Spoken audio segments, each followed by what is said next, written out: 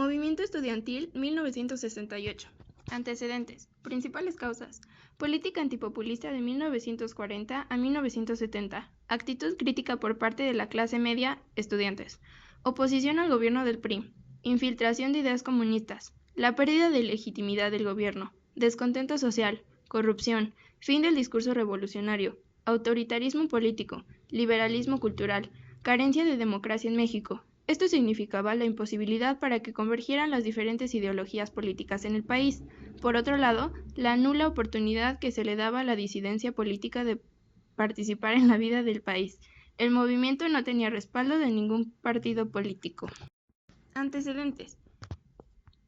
El 22 de julio de 1968, un incidente de fútbol americano entre la vocacional 2 del IPN y la preparatoria Isaac Ochoa Terena incorporada a la UNAM termina en una gresca.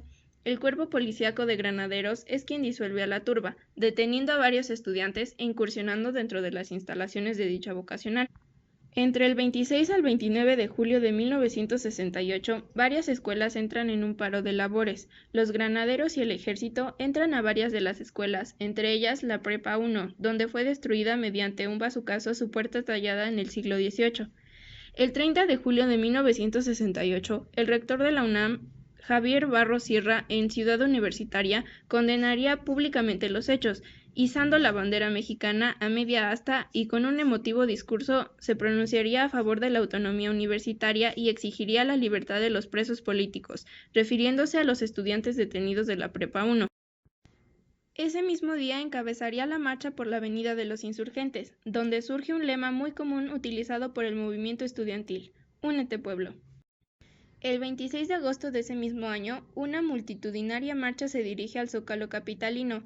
Es la primera ocasión en que se insulta públicamente al presidente mexicano Gustavo Díaz Ordaz. Al finalizar la manifestación, uno de sus líderes se pronuncia a favor de quedarse a esperar una respuesta del gobierno, a escasos días del informe presidencial. La madrugada del 28 de agosto de ese año, se abren las puertas del Palacio Nacional, de donde salieron tanques del ejército para dispersar a los manifestantes. El 13 de septiembre del 68 tiene lugar la Marcha del Silencio, donde los manifestantes marcharon con pañuelos en la boca. El 18 de septiembre, el ejército invade CU de la UNAM. El 24 de septiembre, el ejército invade el casco de Santo Tomás, sede del IPN. El 2 de octubre de 1968, matanza en la Plaza de las Tres Culturas de Tlatelolco. La tarde del 2 de octubre de 1968, un día después de la salida del ejército del campus de la UNAM, miles de personas se reunieron en la Plaza de las Tres Culturas en Tlatelolco. Mientras tanto, el ejército vigilaba, como en todas las manifestaciones anteriores, que no hubiera disturbios, principalmente porque el gobierno tenía temor de que fuera asaltada la torre de la Secretaría de Relaciones Exteriores. Asimismo, contaba con el apoyo de 2 helicópteros, uno de la policía y otro del ejército. Por su parte, miembros del Batallón Olimpia, cuyos integrantes iban vestidos de civiles con un pañuelo o guante blanco en la mano izquierda, se infiltraban en la manifestación hasta llegar al tercer piso del edificio Chihuahua, donde se encontraban los oradores del movimiento y varios periodistas. Cerca de las 5:55 de la tarde, 2 bengalas rojas fueron disparadas desde la torre de Tlatelolco.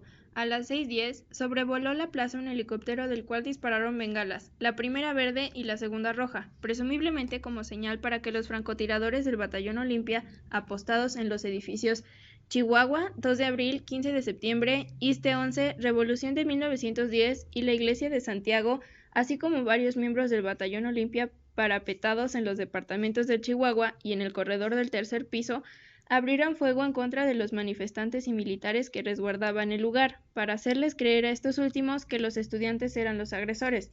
Los militares, en su intento de defenderse, repelieron la agresión de los estudiantes, pero ante la confusión, los disparos no fueron dirigidos contra sus agresores, sino hacia la multitud de manifestantes que se encontraban en la plaza de Tlatelolco.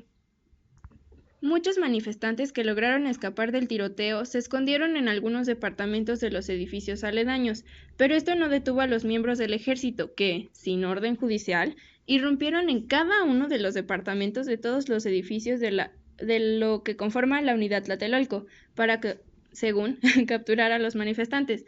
Horas después, la plaza estaba llena de cadáveres y personas heridas. Los estudiantes fueron llevados a culatazos a 2 lugares: las puertas de los elevadores del edificio Chihuahua, donde fueron desvestidos, quedando solamente en ropa interior y golpeados, y al exconvento situado al lado de la iglesia de Santiago Tlatelolco, donde reunieron aproximadamente 3,000 detenidos. Otros fueron desnudados en las paredes del convento, donde un mes después aún podían ser vistas manchas de sangre en los muros, entonces blancos de la construcción. Los periodistas fueron registrados y confiscados sus rollos usados y vírgenes. Algunos incluso fueron desvestidos y otros, como Oriana Falachi, resultaron heridos. La plaza fue limpiada por el cuerpo de bomberos y la tropa de soldados se mantuvo ahí hasta el 9 de octubre. Varios testigos aseguran que durante este lapso, el batallón Olimpia se disfrazó de empleados de luz y agua para poder buscar estudiantes fácilmente. Los detenidos, por su parte, fueron enviados a distintas cárceles de la Ciudad de México. Los cabecillas fueron enviados a la penitenciaria o al Palacio Negro de Lecumberri, así como el campo militar número 1. Aún se desconoce la cifra exacta de los muertos y heridos. El gobierno mexicano manifestó en el 68 que fueron solo 20 muertos. 3 años más tarde, la escritora Elena Poniatowska, en su libro La noche de Tlatelolco, publicó la entrevista de una madre que buscó entre los cadáveres a su hijo y reveló que por lo menos había contado 65 cadáveres en un solo lugar. Cabe destacar, por supuesto, que el movimiento estudiantil elaboró un pliego petitorio y contiene los siguientes puntos: libertad a los presos políticos, derogación de los artículos 145 y 145 bis del Código Penal Federal, los cuales instituían al delito de disolución social y sirvieron de instrumento jurídico para la agresión sufrida por los estudiantes, desaparición del cuerpo de granaderos, destitución de los jefes policíacos, indemnización a los familiares de todos los muertos y heridos desde el inicio del conflicto, y deslindamiento de responsabilidades de los funcionarios culpables de los hechos sangrientos.